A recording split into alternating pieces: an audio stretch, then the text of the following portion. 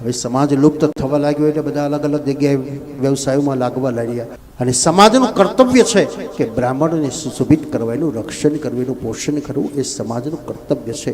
કારણ ત્રણેય વર્ણને બ્રાહ્મણ સાચું જ્ઞાન આપે છે, તો ત્રણેય વર્ણે બ્રાહ્મણનું પોષણ કરવું એની જવાબદારી છે. પુષ્ટિ માર્ગમાં એક વિશેષતા છે, મર્યાદા માર્ગમાં નથી. મર્યાદા માર્ગના મંદિરનો પૂજારીને દીકરા દીકરી પરણાવ્યો તો ચિંતા હોય, લોકોને કહેવું પડે ભાઈ આપો આપો આપો.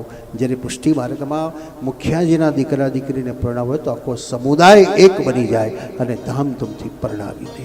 કારણ એ કર્તવ્ય માને છે, મારા ઠાકોરજીની સેવા કરનારો, અને એની અમારી સેવા કરવી જોઈએ. હું દાસત્વ પણ મેં સ્વીકાર્યું છે, તું પ્રભુનો તો દાસ છું, પણ પ્રભુની સેવા કરનારનો પણ હું દાસ છું.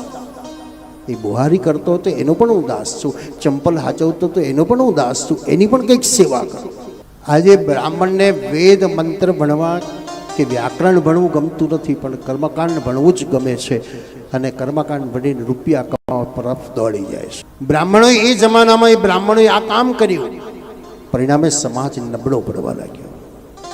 પાઠશાળાઓ બંધ થઈ ગઈ. વિદ્યાર્થીઓને બધાને કીધું જાઓ તમારે ઘેર, હવે અમે તો વેદોના યજ્ઞો કરીશું ને કમાઈશું.